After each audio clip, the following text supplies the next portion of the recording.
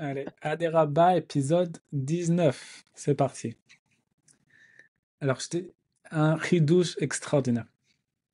Mais tout ça, c'est une continuation des derniers épisodes. Et je te dis un truc, Béhémet, ces ridouchim là, ils m'ont changé la vie, Béhémet, parce que je me suis rendu compte d'un truc. C'est que je croyais, je croyais, Béhémet, que j'avais la Emouna.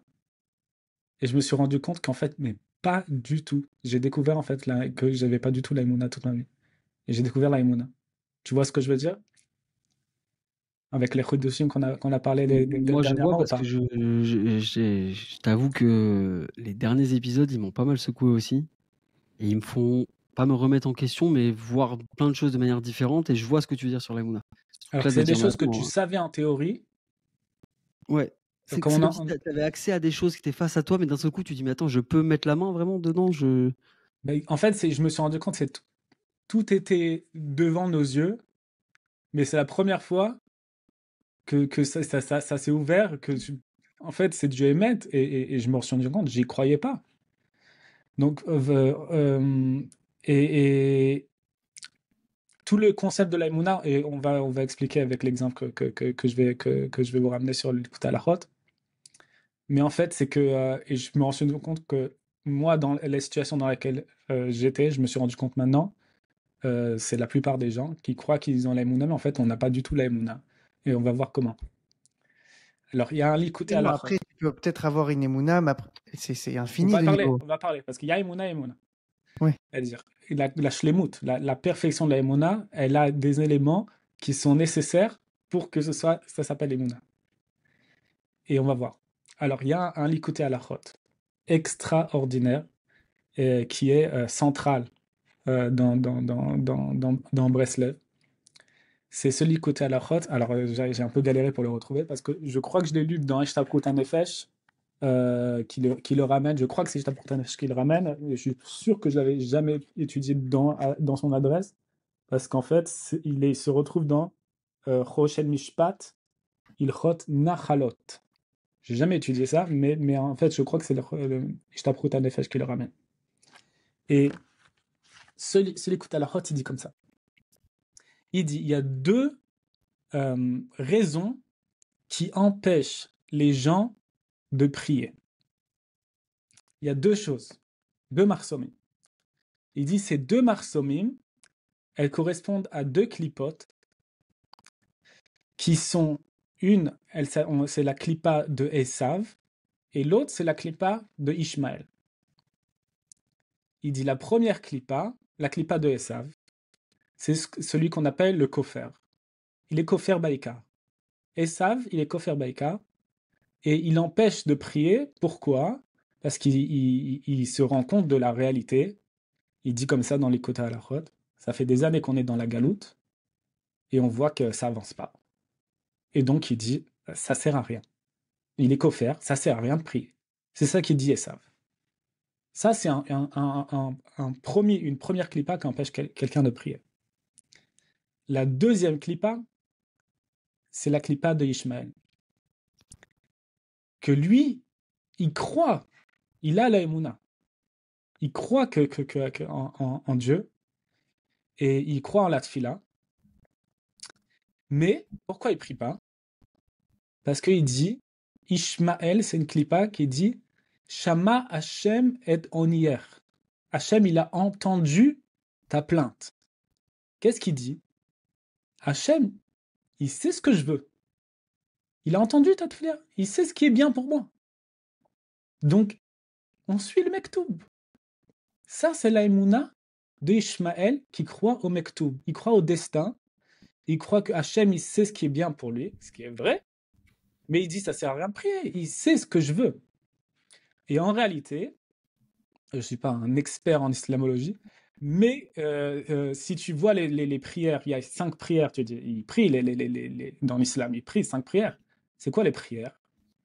En fait, c'est que des shebachim à Hachem. Ça veut dire, c'est pas que, c'est une très grande chose. D'être meshabeach Hachem. Hachem, il est rachaman. Hachem, tous les théarim, dire les shvachim, la grandeur d'Hachem, à la wakba, il est grand, il est Rahaman, verroulé, verroulé, verroulé. Mais, Bakasha, c'est-à-dire il y a une reconnaissance, et on dit merci, mais ce qui manque, c'est la Bakasha. Il n'y a pas ce concept de demander. Il dit, voilà, les choses, elles sont comme ça, il faut qu'on change. Il faut que ça s'améliore. OK? Et donc, il explique dans ce Likutei Halachot que ça, c'est tout le concept de la Brit Mila. Il y a 2 étapes pour la Brit Mila pour qu'elle soit cachère. La première, c'est chitour, c'est couper. Et la deuxième, c'est la priya. Priya, c'est retourner la peau et dévoiler le keter, la hatara, dévoiler la couronne. Okay, je ne vous fais pas un dessin, mais il y a ces 2 étapes. Et la lacha, c'est celui qui n'a pas fait la priya, il n'a pas fait la mila. Et on voit que les Bnei Ishmael, ils font le chitour. Ils font la brite, ils font le chitour, mais ils ne font pas la priya.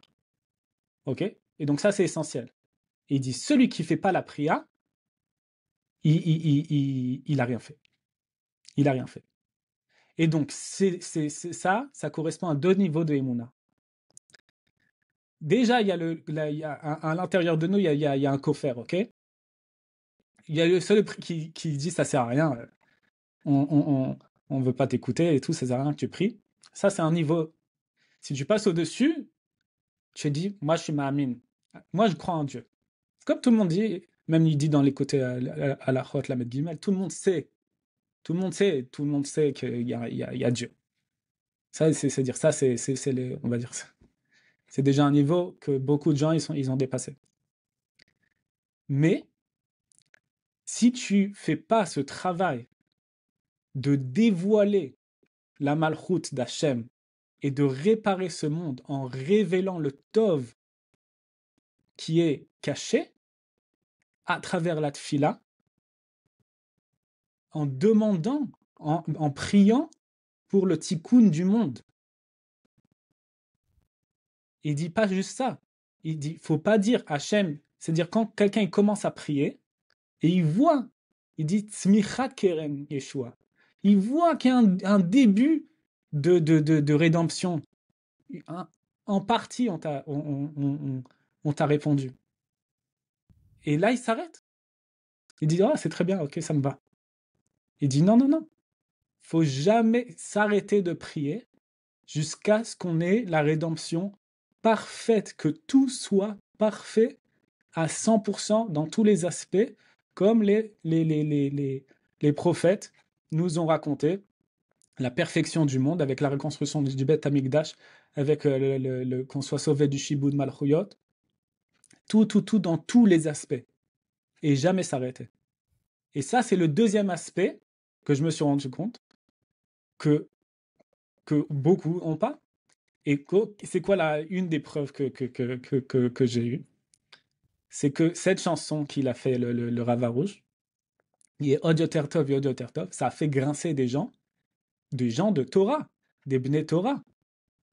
Moi, je sais qu'il y a des filles dans un séminaire, leur Mora, il leur a fait un chiour pour leur expliquer pourquoi cette chanson, c'est faux. Ils ont fait ligne par ligne. Il dit, mais comment tu peux dire un truc pareil? Il dit, Hachem, il m'aime toujours. Et ils leur disent, Hachem, il t'aime toujours? Ils leur ont dit, mais même quand tu fais des fautes, il t'aime. Alors que c'est du Aleph Bet, des Midrashim, c'est-à-dire c'est Béhémet. Hachem, il t'aime, même quand tu fais des fautes. Il t'aime. Et il y a une kfira comme ça, même dans les gens qui croient. Tu leur dis bien sûr qu'ils croient en Hachem. Mais il y a quelque chose qui manque. Quand il te dit, Yé Yoter Tov et Od Yoter Tov, ça sera mieux et encore mieux et encore mieux. Et il faut le dire et il faut y croire. Et c'est ta avoda de prier pour que tout soit parfait. Et c'est ça le lien de Mishon Freiler. Anissim, truc de ouf. Dans la Torah bête, le Ravatia, il ramène ce que tu dis. Il ramène celui que tu as à la chôte. Et Dafka, c'est pour ça que la tfila, elle s'appelle Cheref Pipiot. Oui, c'est sur la Torah bête, c'est l'écoute à la chôte. Pour tuer les 2 clipotes, tu vois. Mais là-bas, il explique, mais là-bas, il me semble qu'il disait que la clipa Ishmael, c'est pas qu'ils faisaient que des jvachim. C'est qu'ils étaient en mode tellement Koltov que c'est bon, Hachem, il va me donner. C'est Afilou lo Hashevar. Parce que Non, mais ce que disent les massés, c'est ce qu'ils font. Ils sont Meshaprim Nachem. Ils ont 5 filotes. C'est pas. Mais dans la Klippa, c'est pas. Je parle pas d'Ishmaelim aujourd'hui. Je parle de la Klippa. Par exemple, dans l'Amida, quand on dit Mechalkel Chaim Bechesed, c'est un Shevar d'Hachem qui donne la Parnassa. Mais c'est quelque chose qui fait descendre le Shefa aussi. C'est comme une Bakasha. Ouais, c'est une grande chose. Là, la Klippa, c'est pas juste de dire je ne fais pas de Bakasha. C'est Birklal, je demande pas parce que Hachem a Kol Tov et le Tov il va venir parce que lui il m'aime. Non, ouais, c'est cet aspect-là, cette Klippa d'Ishmael qui empêche la tefila. Complètement. Mais c'est une chose, et je me suis rendu compte parce que quand tu expliques ce qu'on a expliqué dans les derniers épisodes, il y a des gens, mais même il y a une crispation. Je sais pas comment dire. C'est que ils disent mais quand on dit Hachem, tout ce qu'il fait c'est Akol et Tova, mais c'est met. Et il faut dire Kol Hachem Asa Ve'ose Akol et Tova Bemet. Et il faut le dire. Et en plus il faut le dire. C'est une mitzvah de le dire pour révéler le Tov. Mais les gens ils ont mal compris ça en disant tout ce qu'il a fait et tout ce qu'il fera. Alors ça sera aussi les Tova. Alors ça sert à rien de prier. Tout ce qu'il fait Hachem c'est les Tova. Mais il y a un concept, il le dit dans Likutei Halachot. Il a dit Tsarir Oda'a Ale'avar Ve'bakasha Le'atid. Il dit tu dois remercier Hachem pour le passé. Et ça, c'est un travail de remercier Hachem pour le passé, pour tout le Tov. Et il faut le révéler grâce à ce remerciement. Et il faut demander pour le futur. C'est-à-dire merci pour tout ce que tu as fait. On est dans cette situation-là. Mais maintenant, dire que maintenant, c'est exactement ce qu'il dit, mais ils veulent changer le monde. Il dit mais pourquoi? Dans 1617, il dit, il est très bien comme ça, le monde, pourquoi tu veux le changer? C'est exactement ça. Il dit, mais il est très bien comme ça, le monde, qu'est-ce que tu veux? Ils veulent leur indépendance. Mais c'est exactement ça. C'est dire tu dois réparer le monde. Et comment? Avec la tfila. Et tu vois le monde, comment il est pas parfait. Et c'est pour ça Hachem, il a créé, c'est tout le concept de la Brit Mila. Il a créé le monde pas parfait. Et comment tu vois? Il te donne une mitzvah, c'est il te dit ton corps, il est pas parfait. Pourquoi? Parce que j'ai caché le tov. Et toi, ton travail, c'est de faire ces deux étapes-là. De un, tu vas couper ce qui cache. Et de deux, tu vas révéler. Ces deux étapes, tu vas révéler le tov. Il te dit, c'est la hatara. Ce que tu révèles, c'est la hatara, c'est la couronne d'Hachem, c'est la malchut d'Hachem. En dévoilant le tov, quand tu dis Hachem ou à tov, ve'ametiv. Hachem, il est tov, tout ce qu'il a fait jusqu'à maintenant, c'est tov. Mais il est métiv, il est odioter tov. Et tu dois être ma'amin baiser. C'est deux étapes. Tu dois révéler le tov. Et tant que tu n'as pas cette émouna-là, si tu n'as pas cette émouna-là, qu'il y ait odioter tov, ben et tu dois y croire, et que tout le travail de Meshune Freiler, c'est tu dois faire descendre cette joie en faisant l'aïtorota diltata, en faisant cet effort, tu dois être besimcha. Pourquoi? Parce que olech liot yoter tov. Et en faisant ce travail-là, tu fais venir la perfection du monde avec cette joie-là. Tout le concept de Meshune Freiler, c'est ça qui répare le monde. Et tu sais que c'est une Gemara méforage que une tfila, elle atteint sa shlemut qu'avec la emuna que Hachem rotse le shiaoti. Si t'as pas cette, je crois que c'est Rabbi. Et Mamash, il dit ta phrase là. T'as dit une phrase là. Léodot à la avar, vilirtzot à la atid. Les vakash à la atid. Alors Léodot, il le dit, c'est Léodot à la atid. Lirtzot à la atid. Et Mamash, Kipchuto, genre c'est ouf parce que c'est une Gemara, genre.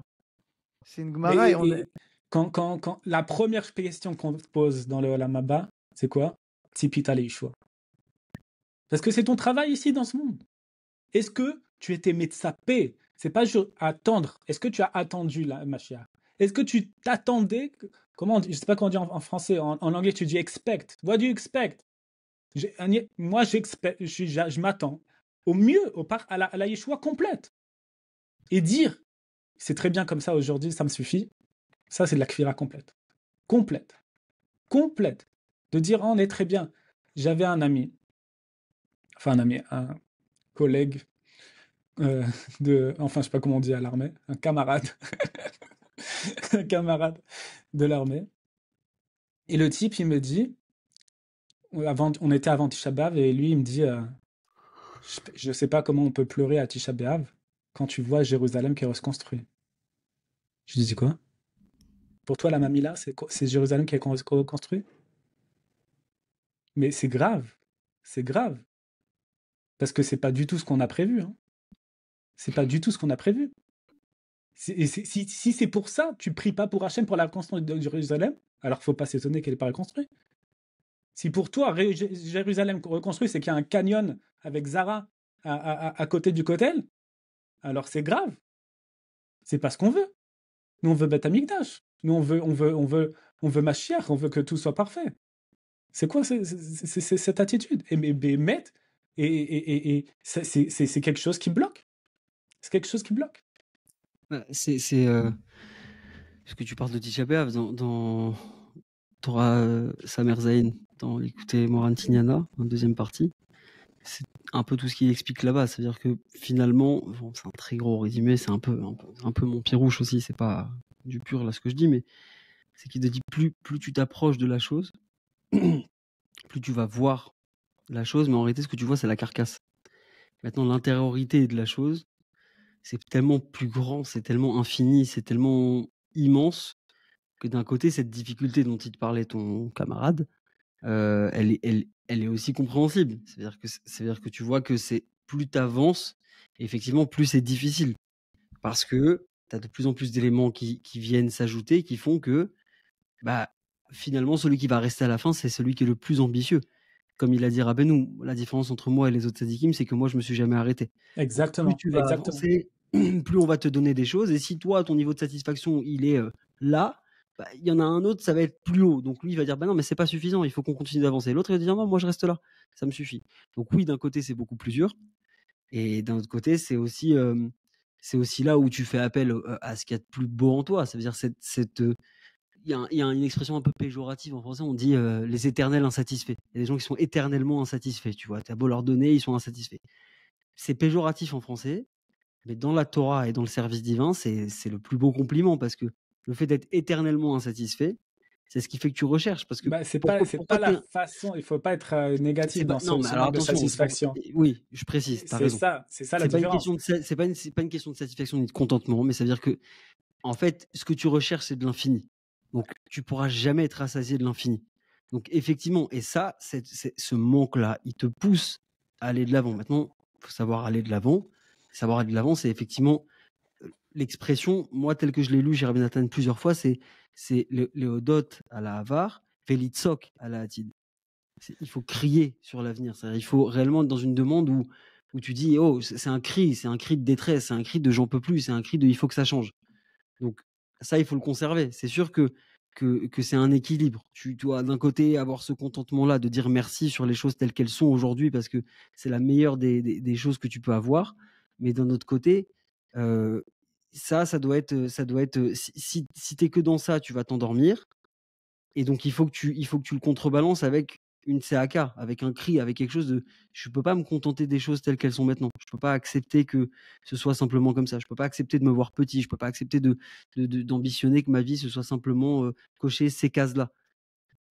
Donc et inversement, si quelqu'un qui est que dans la surambition, qui est pour le coup vraiment un éternel insatisfait, mais dans le mauvais sens du terme, lui il faut évidemment qu'il comble avec du remerciement parce qu'il faut d'abord couper cette première clipa dont tu parlais. C'est-à-dire que tu dois d'abord évidemment dire merci pour les choses.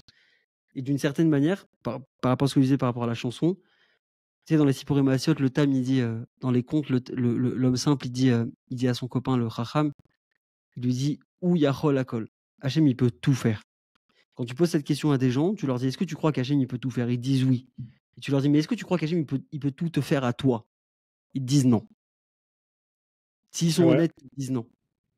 Non, il peut dire qu'ils connaissent en théorie tout le truc. Mais ça veut dire que concrètement, je t'ai dit, sincèrement, ils vont te dire, ouais, mais j'ai l'impression qu'il y a un truc qui bloque. Écoute, il y a quelque chose qui bloque. Les gens, ils vont pas te dire non.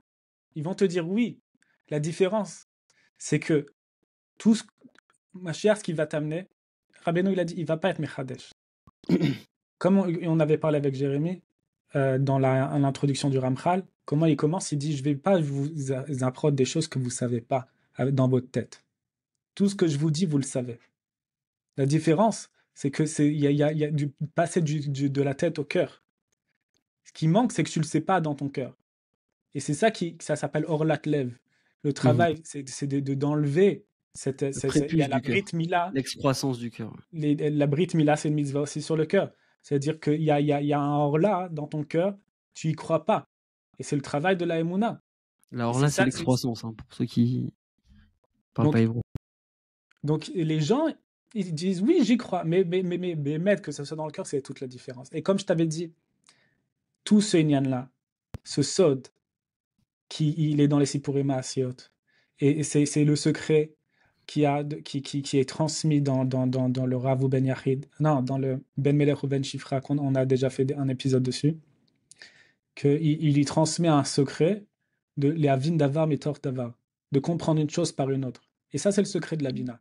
Et ça, c'est le secret de Torah de Atikastima, c'est le secret du Zohar, c'est le secret dont on parle, c'est le secret de la vie pour tout réussir. Et il dit le Rav Besançon, il dit, je peux te le dire, le secret. Je peux te le dire, le secret. Mais ça ne sert à rien.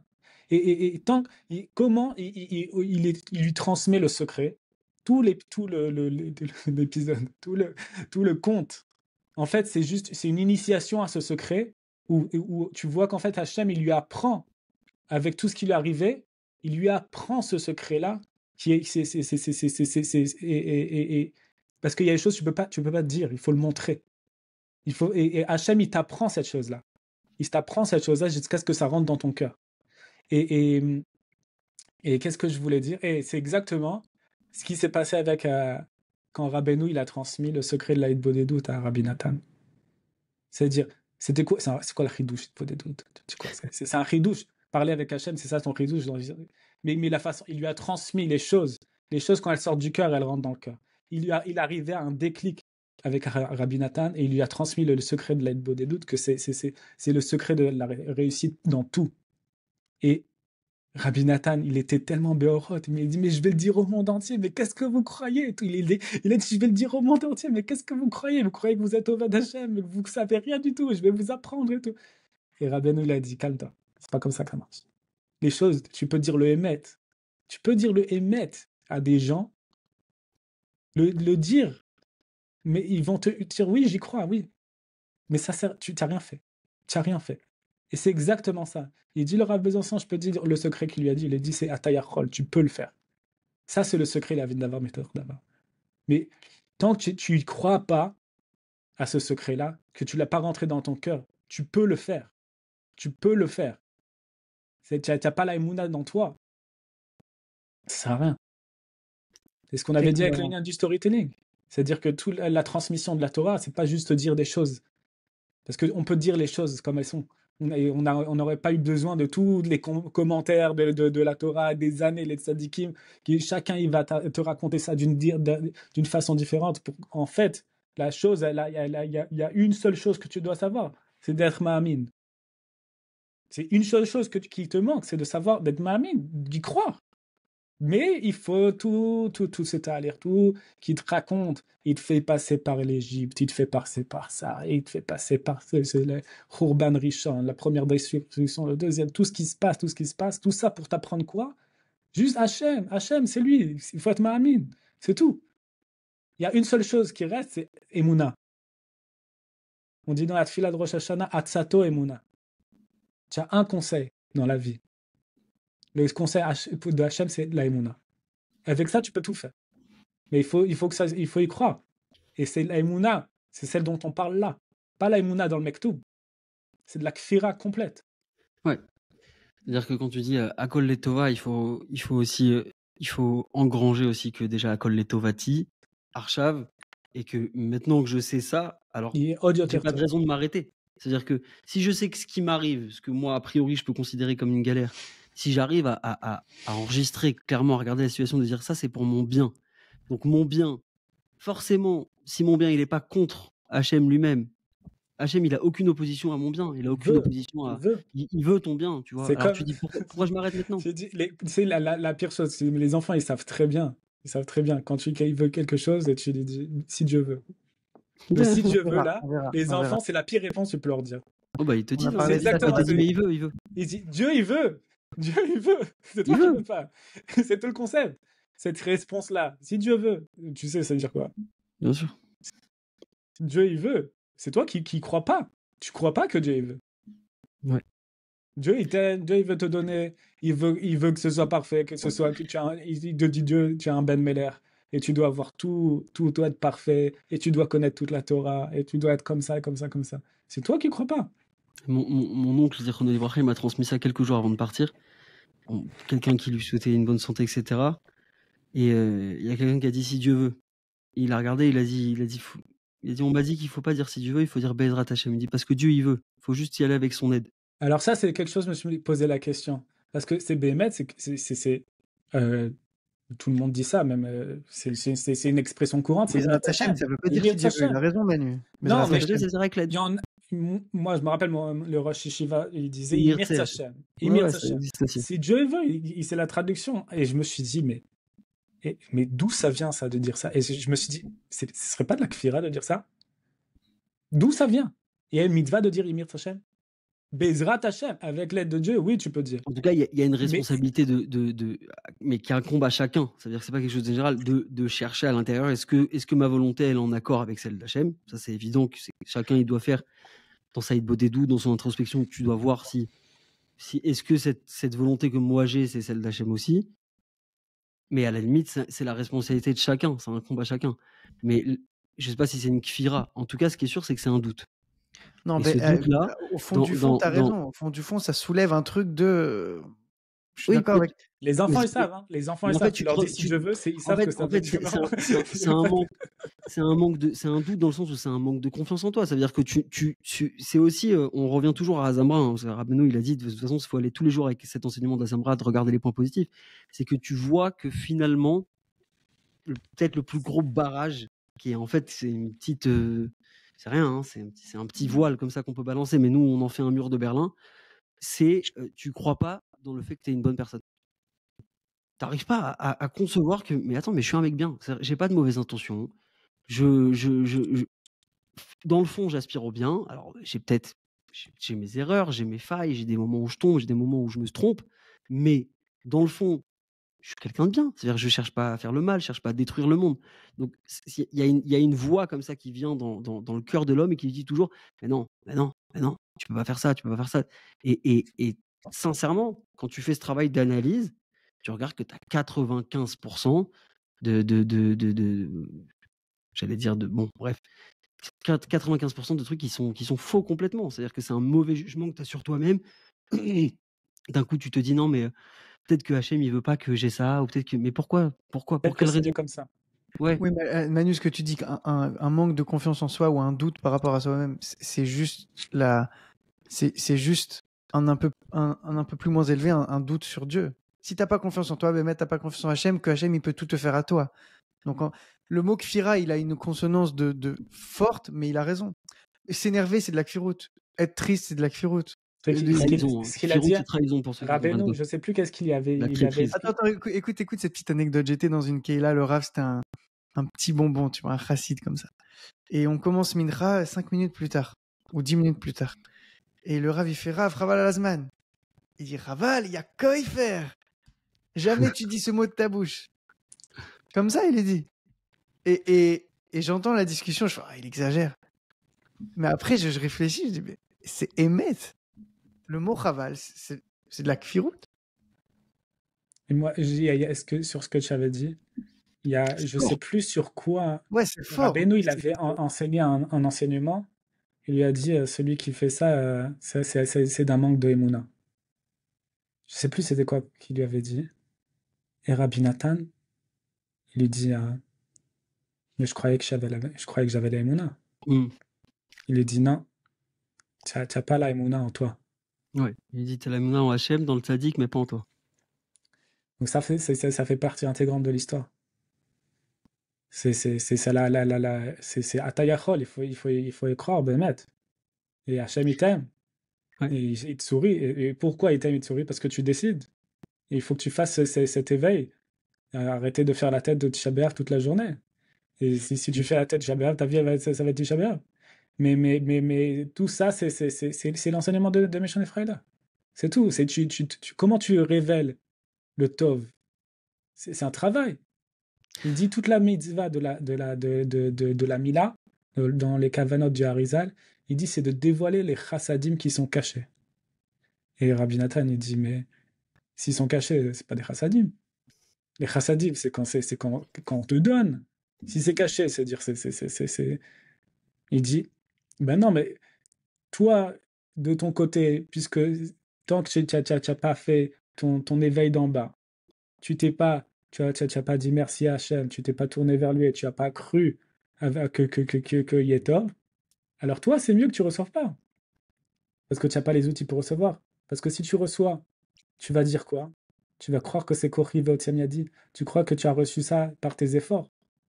Toi, le seul effort que tu as à faire, c'est de remercier Hachem et de savoir que tout ce qu'il t'a donné jusqu'à maintenant, c'est lui qui l'a fait. Et tu demandes à Hachem, et c'est lui qui va te donner. Et si tu fais ça, ça s'appelle tu as créé le récipient. Tu as fait l'éveil d'en bas. Et donc on va te donner, c'est naturel, parce qu'il t'attend. Il y a des chassadim qui t'attendent en haut. Il veut tout te donner, Hachem. Et il te dit, avant d'avoir demandé, c'était les Tova que tu n'as pas eu. Parce que si tu avais reçu, tu serais tombé dans Kochivot, tu m'as dit, tu aurais cru que c'était toi qui a fait quelque chose, et tu serais éloigné d'Hachem. Donc le fait que tu n'as pas reçu, c'était mettre les Tova. Et maintenant que tu as fait cette réalisation-là, tu vas recevoir, c'est naturel. Il veut te donner. Il veut tout te donner. Tu es son fils. Mais il faut juste faire cet éveil. Tu vas être Bessimcha. Et tu fais cet éveil. Hachem, il veut te donner. Et tu reçois, c'est tout. Le Rav Arush, il ramène l'exemple de quand Yitzhak, à 37 ans, il finit la Kedah et il prie pour. Enfin, il doit se marier, quoi. Tu vois. Et il prie.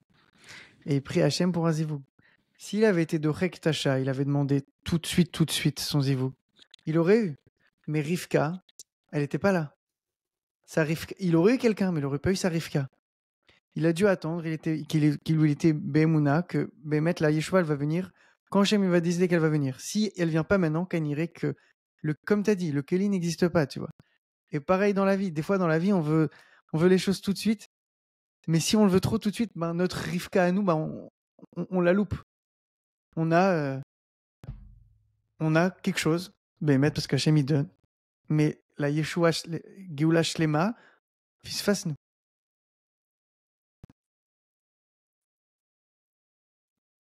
Je vois pas si ça va dans le sens de ce qu'on a dit jusqu'à maintenant. Non, c'est un peu mélange cette histoire. Non, c'est pas mélange. Parce que t'as dit le gars il veut la richesse ou quoi, mais il a pas les kelim pour. Donc Hachem, si lui donne maintenant, ça veut dire qu'il va tomber dans Koré Votsemiadi. Dans le même registre, que s'il est dorek Tacha, qu'il n'a pas les. Il faut juste comprendre que celui qui émet à Kev, c'est toi, c'est de ton côté. De l'autre côté, tout va bien. Hein. En haut, tout va bien. Ouais, je fais le lien entre ce que celui qui réalise pas. Il faut juste que tu réalises, que tu es Raoul. En fait, t'as dit Nissim, là-haut on veut te donner. Je vais aller plus loin parce que pour aller plus dans le sens de ce que tu disais au début, c'est même pas que là-haut on veut te donner, c'est que tout est effectivement là devant toi déjà. Le seul truc, c'est qu'est-ce que toi tu vas t'arrêter ou pas. C'est-à-dire que si toi tu commences à réfléchir à peut-être que je suis pas prêt, bah c'est pas ton rôle de penser à ça. C'est pas ton rôle de toi tu dois continuer de vouloir, tu dois continuer d'avancer. Voilà, tu rentres pas dans cette bulle, tu continues de vouloir, tu continues de faire ton travail. Quand on va te dire stop, quand on va te dire tiens, c'est bon, tu reçois, tu récupères. Rabbi Nachman, il le dit, je l'ai lu là il y a 2 jours, que il me semble que c'est dans les Tzot et Charot qui rapporte ça, que la Parnassa, ça correspond à un endroit et à un temps. Et qu'il n'y a pas du tout besoin de se fatiguer ou de s'épuiser à courir à droite à gauche, parce que de toute façon, ce que tu dois recevoir, tu le reçois à un certain temps et à un certain endroit. Maintenant, toi, la seule chose que tu as à faire, c'est avance dans ta vie, tu vas te retrouver à un moment précis, à un endroit précis. Et ça, c'est la chose la plus importante. Si tu es au bon endroit, au bon moment, c'est tout ce qui compte. Mais pour ça, tu dois être en mouvement. Tu dois être dans ton mouvement et tu dois être dans ton rôle. Ton rôle à toi, c'est de prier, c'est de croire, c'est de demander, c'est d'avancer, c'est de vouloir, c'est d'avoir une ambition, c'est de ne pas te décourager. Maintenant, pour peut-être un peu ajouter quelque chose, il y a 2 lettres de Rabbi Israël dans Ibn Achal où il dit où il ramène le Pirkei Avot, il dit Ata amin be'asmecha ad yod motra. Donc, ne crois pas en toi jusqu'au jour de ta mort. C'est ce qu'on dit dans les Pirkei Avot. Et là-bas, il dit que le fait de croire en soi tout seul, en fait, la seule confiance en soi, elle suffit pas. Et donc là-bas, il amène effectivement que il faut que ce soit avec Hachem, il faut que ce soit avec le tzaddik, parce que sinon, c'est comme tu as dit, c'est Kochi Votsemiadis, c'est-à-dire tu vas dire j'ai fait par la force de mes mains et j'ai obtenu par la force de mes mains, et donc en fait je suis un bonnet amygdale, c'est moi qui construis le monde, et tout dépend de moi. Et d'un autre côté, il y a une autre lettre qui est très très forte, qui est datée du Zayin Hadar, où il dit Tzarich lasim lev liskor eitev le'amin be'atzmo sheshores nishmato minishmat aben melech ha'amiti. Il faut faire très attention, lasim lev, il faut porter son cœur, faire très attention, liskor eitev, de très bien se souvenir, de croire en soi. Mais pourquoi? Parce que ton âme, elle provient de l'âme, la racine de ton âme, elle provient de l'âme du ben melech ha'amiti, du vrai fils de roi véritable. Et ça, en fait, c'est la recette de la confiance en soi parfaite. C'est-à-dire que tu dois faire très attention à te souvenir de ça. C'est-à-dire que tu dois croire en toi. Mais en quoi tu dois croire? Tu dois pas croire dans ton corps ou dans autre chose, parce que finalement, ça va finir sous terre. Tu dois croire que ton âme, elle vient de l'âme du fils du roi véritable. Ça veut dire que ton âme, elle a une essence qui est messianique. Ton âme, elle est inclue dans l'âme du tzaddik, et que tu as un point en toi qui est cette Nekudat Tzaddik dont Rabbi Nachman y parle, que ce point-là, il a le potentiel de se réaliser. Et quand il se réalise, il a une part active dans la réparation du monde. Ce dont tu parlais au début, qu'on doit avoir des visées. C'est ça qu'il faut comprendre. Tiens, tu es le Ben Meler. Ça veut dire qu'en fait, c'est-à-dire quoi? Le roi dans l'histoire de ces 7 mendiants, il a transmis la royauté à son fils de son vivant. Ça veut dire quoi? Hachem, il a créé le monde. Il a tous les outils pour le créer. Et il nous a donné à nous, il nous a donné les outils. Il nous a fait des fils de roi, il nous a transmis la royauté. C'est-à-dire, il t'a donné la force de la parole, il t'a donné la force de la pensée. Toi, tu as la malchoute. Mais pourquoi tu l'as perdu? Parce que tu as utilisé ta tête. Ouais. Il dit, la malchoute, c'est le concept de la émouna. Il faut que tu aies la émouna. Et avec ça, tu peux tout faire. Mais celui qui tombe de la émouna, dans quoi il tombe? Comme on a dit, Kochi Veotsemiadi. Et ça donne les nerfs. Et ça rend violent. C'est Ça rend décourageant. violent parce que tu crois que si tu es coupé de la vraie malchoute de la Emouna, c'est-à-dire tu regardes la réalité, comment elle est pas du tout comme tu veux, et tu veux changer les choses avec tes mains, et tu deviens violent. Et c'est tout le concept que je me suis rendu compte de tous les problèmes qu'on a dans cette génération-là. C'est avec le problème de Klipat Ishmael. Parce que tu n'es pas ma'amine dans ça. Et c'est pour ça qu'il y a des guerres. Et c'est pour ça qu'on souffre de nos ennemis. Mais nous, notre travail, si tu arrives à cette compréhension-là, à cette émouna-là, il dit tout le concept de la Mila, c'est exactement le concept d'être Kovesh Eretz Israël.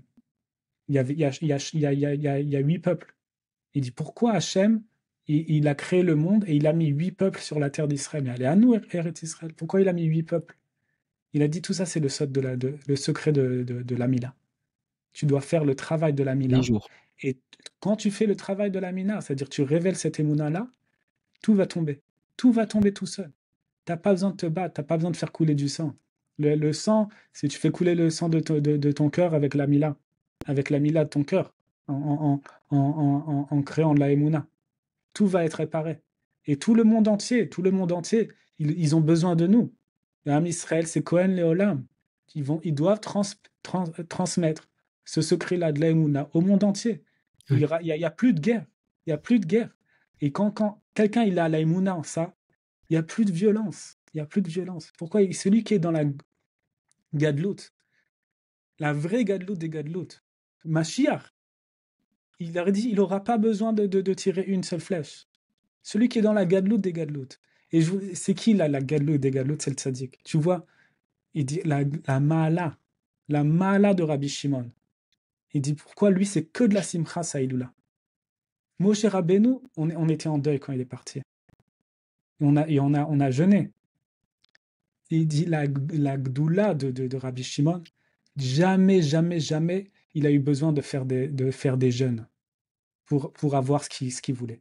Il était dans un niveau d'une malade de gadlout. Il avait réparé la malchoute à un point où t'as rien besoin de faire. Juste tu dis, il dit, c'est comme ça se passe. Alors que même Moshe Rabbeinu, il a dû instaurer des jeûnes.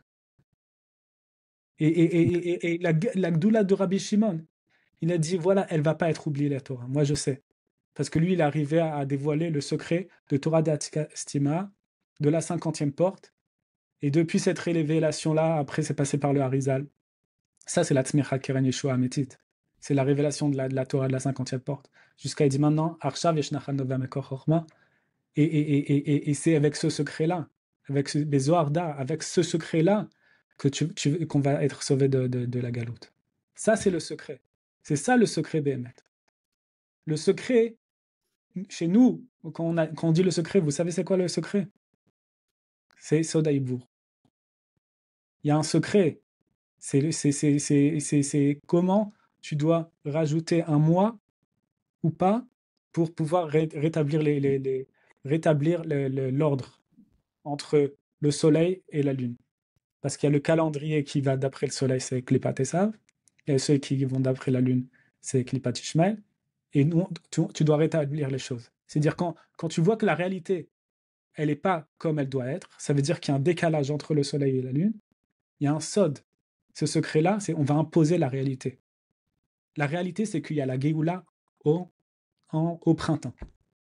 Et si ça c'est pas aligné comme ça, les Chachamim ils disent maintenant on va rajouter un Chodesh de Hadar. C'est-à-dire il y a un manque, il y a un décalage, on va rajouter de la Simcha. Tu veux réparer le monde, on rajoute Hadar. C'est magnifique. Ça c'est ça notre secret à nous. Notre secret à nous, le secret du monde, c'est Meshouné Freil. Il y a un manque, il y a un décalage. Ça veut dire entre ce que tu dois recevoir, entre le soleil, c'est-à-dire la perfection de la lumière, et tu vois la lune, elle est dans le rocher. Comment tu rétablis cet équilibre? Il dit la lune, elle doit briller comme le soleil. Tu rajoutes de la simcha. Et tu es ma'amin. Il dit tu es ma'amin. Le tov, il doit être révélé. Et comment tu fais? On rajoute de la simcha. Ça, c'est le secret et Bémet, quand on avait dit, Manu, comment cette guerre elle a commencé à Simchat Torah. Et on dit, we will dance again. Le secret, c'est le Rikoud, c'est le Bet Lerashvi, c'est maintenant. Combien d'années le Rav Besançon a dit, Meshouné Freiler, c'est ça Mashiach. C'est ça Mashiach. Mais c'est surtout, tu vois que aussi. Le Rikoud. Il dit maintenant on danse. Alors on danse. Bémet, c'est le secret. Et tu vois aussi le constat, c'est effrayant comment la chorma, comment le fait de réfléchir aux choses, de s'attarder sur tous les paramètres, de chercher les paramètres de comment la paix elle est possible, comment la guerre elle peut s'arrêter, comment on peut être de plus en plus fort, comment on peut supprimer nos problèmes. Ça, mais c'est des discours qui alourdissent les cœurs, les âmes. Il n'y a rien de mieux pour broyer du noir. Rien de mieux. Tu sais où ça amène à quoi? Ça mène à la violence, ça mène à Otsad Diba. C'est des nerfs. Du Lachonara.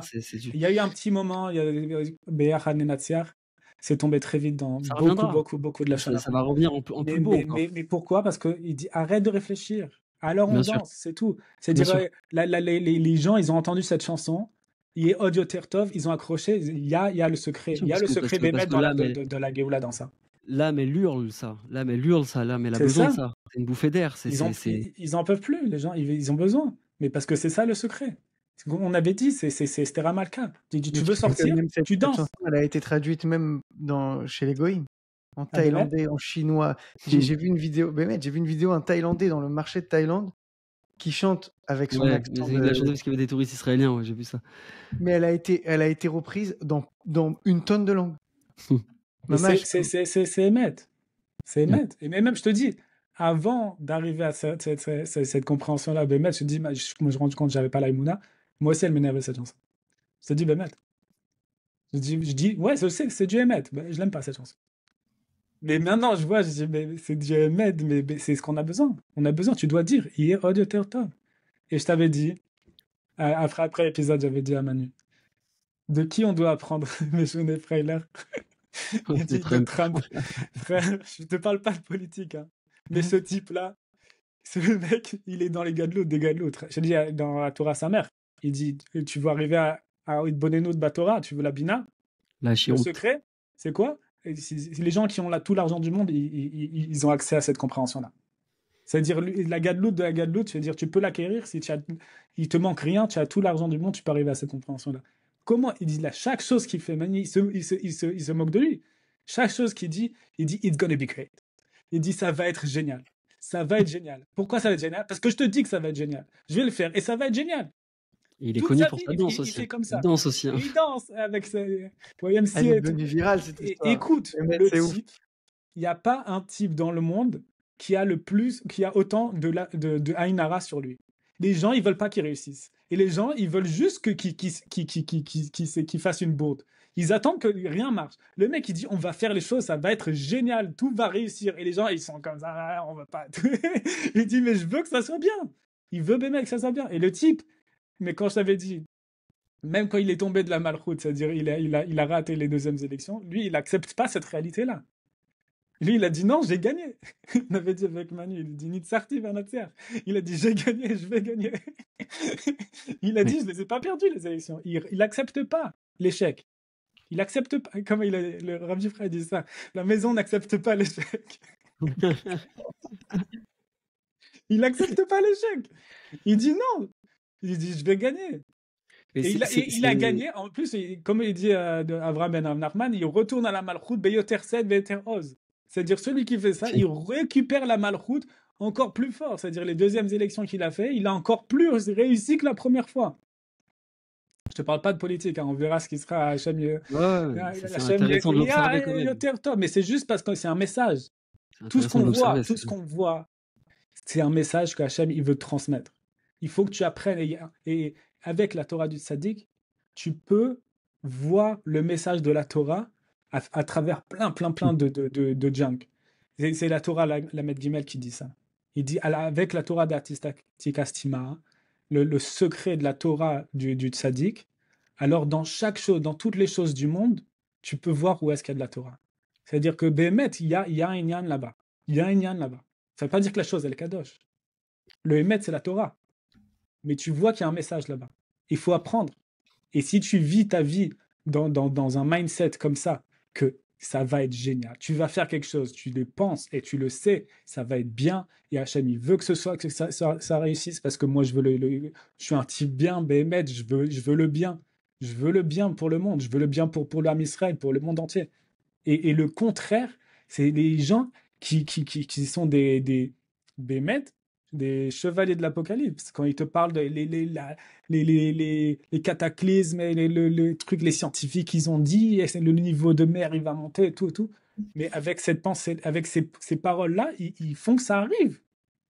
Quand il a dit Rabbeinu, il dit avec la force de la pensée, et les choses, elles arrivent à les mettre. C'est-à-dire, les gens, ils rentrent dans de la mériroute, dans de l'amertume, sur tout, et ça leur pourrit la vie, et Bémet, ils créent des cataclysmes. Ouais, le pire, c'est que tu viens à ça avec de la chorma. Ça veut dire que tu as des preuves à ce que tu avances. Ça veut dire que ton apocalypse, il est sourcé, quoi.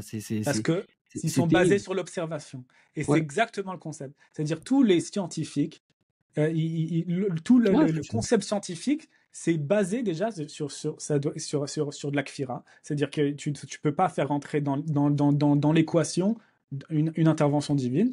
Et c'est que sur l'intervention. Donc c'est d'écouter Rafiki depuis le début, en fait. Rafiki. Il faut toujours voir au-delà de ce que tu vois et pas l'observation. Exactement. C'est ce qu'Hachem dit à Abraham, il lui dit regarde si au-dessus des étoiles. Tu regardes le monde dans l'état qu'il est actuellement, mais ça, tu vas mettre, il faut prendre des antidépresseurs. Mais c'est tout le concept.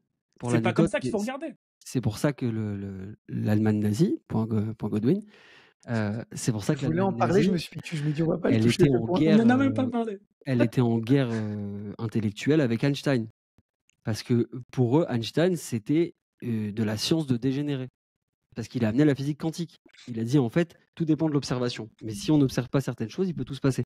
Le chat de Schrödinger, etc. C'est ça. Si tu mets un chat, pour résumer pour nous-mêmes quoi.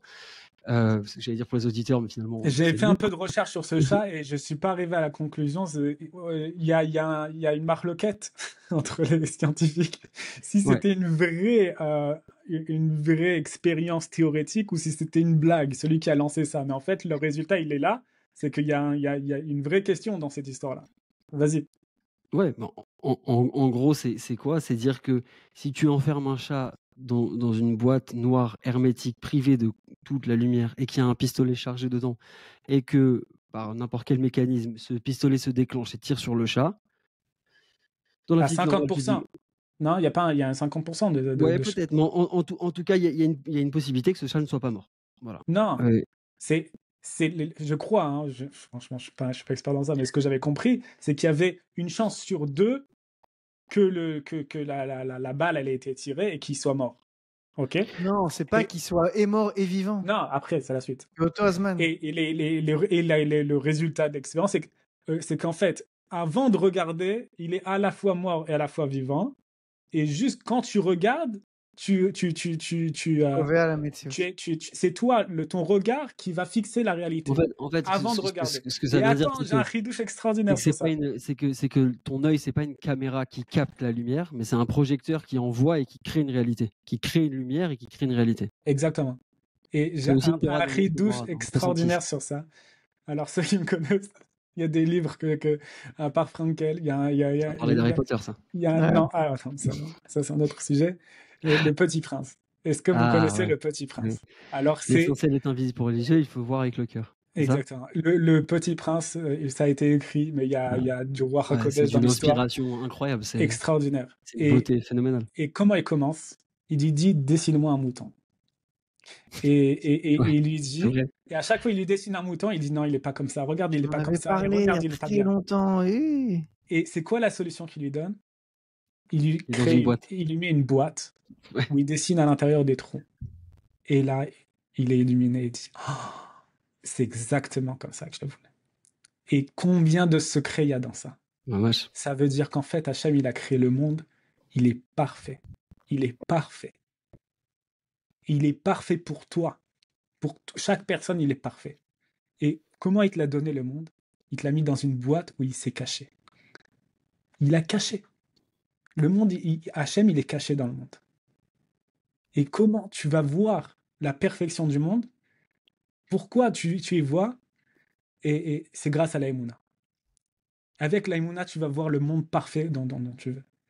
Et j'ai dit raconter ça à ma fille, et elle m'a raconté un machal comme ça, qu'il y avait un roi qui voulait se cacher, alors il a construit des murs et des barricades et tout, et les gens, ils voulaient le voir, et ils voulaient taper et tout, ils n'ont pas réussi et tout, donc ils ont réussi à faire des trous, et à travers les trous, ils ont observé le roi, et donc ça, c'est ce qu'ils voulaient, ils étaient contents. Et elle a dit que dans ce machal, les trous, c'est les mitzvot. Et dans ces bois qu'il a fait le petit prince, il y a des petits trous, et on dit dans les Télim, mais Kol mitzvotecha emuna. Parce que Hachem, il s'est caché, et il nous a donné les mitzvot pour pouvoir le voir à travers la emuna. Kol mitzvotecha emuna, c'est les mitzvot qu'on fait, c'est Hachem nous a donné des cadeaux, c'est la Torah, pour savoir comment le voir. C'est extraordinaire cette histoire. Un passage qui est beaucoup revenu là, dans les 2 dernières semaines chez moi et qui est complètement en rapport avec ce que tu dis, c'est Kvod Hachem Aster Davar. L'honneur d'Hachem voile les choses. En fait, il y a un principe de pudeur chez Hachem, un principe de tsniout, où tu peux pas dévoiler complètement Hachem parce que ce serait presque impudique de voir ses miracles de manière...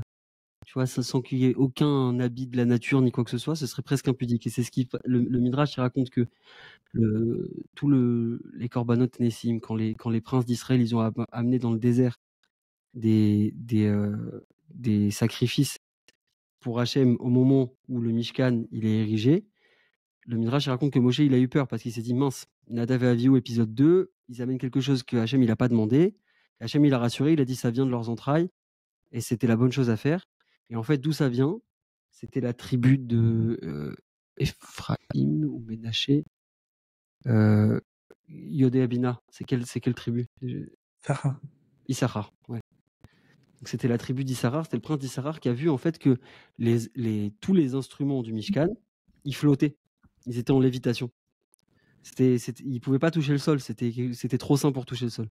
Et quand il a vu ça, il a dit Kvod Hashem Aster Davar, c'est pas très pudique qu'on voit comme ça aux yeux, que ce soit dévoilé aux yeux de tout le monde que ça flotte. Il faut que ce soit habillé dans ce monde malgré tout. Donc il a eu l'idée, il a dit à tous les autres princes, il a dit on va mettre des vaches en dessous. Donc ça va être à hauteur des instruments. Les gens vont penser que les vaches, elles soulèvent les choses. On sait que c'est pas le cas. On sait que ça se soulève tout seul, ça n'a pas besoin. Mais au moins, ça couvre Hachem, c'est de la pudeur. Et je trouve que c'est une très belle... ça renouvelle complètement aussi le principe de la Hastara. On parle souvent de la Hastara, Hachem il est caché, etc. Et en fait, tu vois, c'est encourageant aussi dans ça parce que toi, on te dit, continue, sois en chemin, arrête de t'arrêter. Hachem, il veut ton bien. Hachem, il veut te donner des miracles. Hachem, il a plein de cadeaux pour toi, etc. Et toi, des fois, tu t'arrêtes parce que tu dis, je suis limité, je suis ceci, je suis cela, je vois que ça bouge pas. Non, mais sache que les miracles, ils sont là en permanence seulement. Hachem, par pudeur, il cache les choses. Et des fois, il fait ce petit cadeau, il se dévoile et là, tu cours, tu vois, comme un amoureux, tu traces. Mais des fois, cette chose-là, cette vision-là de la Hastara, je la trouve très rassurante, très apaisante de se dire, en fait, c'est Hachem qui est juste, c'est juste de la pudeur et c'est bien que je vois les choses comme ça. C'est bien des fois que les choses, elles s'habillent dans quelque chose de la nature. Tu retrouves ça chez Rabbeinu aussi dans les contes, dans Le Prince en prière précieuse. Le roi, un roi sa femme est stérile, il n'a pas d'enfant, il fait appeler un tzaddik chez les Juifs pour avoir des enfants. Ce tzaddik, il prie pour lui, il a une fille. Ensuite, il se dit, ce serait bien quand même que j'ai aussi, elle est merveilleuse, la fille, etc. Mais il se dit, ce serait bien que j'ai un garçon à qui je pourrais léguer la royauté et prolonger mon nom. Et il fait réappeler ce tzaddik, mais ce tzaddik, il a disparu. Et là, ils font appel à un chacham. Et en fait, c'est aussi un tzaddik, ce chacham. Mais seulement, il va faire quelque chose qui est plus viable aux yeux des autres, c'est qu'il va pas seulement prier, il va prier, mais il va aussi dire, amenez-moi toutes les pierres précieuses, etc. Il va commencer à faire une potion, en gros. Et il va dire à la reine de boire cette potion et elle va avoir un enfant. Et en fait, tu vois, ça aussi, c'est ce principe-là de Kvod Hachem Aster Davar, que Hachem, des fois, il va s'habiller dans des choses naturelles. Toi, tu crois que parce qu'on a aussi cette contradiction, des fois, dans la prière, dans la recherche, dans le je veux, on s'attend à des trucs phénoménaux. Fais ce qui est courant, fais ce qui est d'usage. Le miracle, il va s'opérer dans ça. Maintenant, crois et sois persuadé que c'est pas Koribot, m'a dit. Crois que c'est pas de la logique. Crois que tu vas au travail et que le chèque qu'on va te donner, même si on te dit on te le rétribue pour tant d'heures que tu as travaillé, crois que ça vient aussi ça vient que d'Hachem en réalité et que tu l'aurais eu d'une autre manière, mais par pudeur, on te l'habille dans ça. Crois que quand tu mènes une guerre, tu gagnes du territoire, etc., etc. Mais c'est la volonté d'Hachem qui est derrière, mais seulement on doit habiller les choses. Donc c'est une autre vision aussi qui vient et qui apaise, parce que cette recherche, cette ambition-là, il en parle, Rabbi Nachman, il en parle beaucoup. Et tout ça, c'est des Hachem, j'ai prévu qu'un jour on arrive à faire ce que tu dis, man. À faire Matanahe. Matanahe. Tout le Nyan, c'est que Hachem, il est Oev Tzedaka ou Mishpat. Ouais. C'est-à-dire d'un côté, une sorte de parafère du flanc, et d'un côté, Hachem, il aime la Tzedaka. Il aime te donner gratuitement. D'autre côté, il aime donner d'après tu as fait quelque chose, tu reçois. Et ça aussi, c'est un don, en fait. C'est pour toi. C'est pour pas que toi, tu sois complètement désorienté non plus par rapport aux choses. Parce que sinon, c'est une perte de repères. Et ce que j'allais juste dire pour conclure, c'est que cette Yegiala, le fait de désirer, de se languir des choses, ça fatigue le cœur, d'une certaine manière. Parce que l'attente, elle est parfois difficile. Donc, quand tu as ces petites choses-là, qui viennent, ces petites paroles, ces petits mots qui viennent te dire, t'inquiète pas, ça prend une forme que tu connais pas, etc. Comme tu as dit, c'est une boîte avec un trou. C'est vrai que c'est magnifique, ce passage-là. Dessine-moi un mouton. Et il lui dessine une boîte avec un trou. Il lui dit, le mouton, il est dedans. Et c'est exactement ça. En fait, je veux pas le définir, le mouton. Je veux pas savoir à quoi il ressemble. Je veux qu'il soit merveilleux, je veux l'adorer, mais je veux pas vraiment savoir à quoi il ressemble.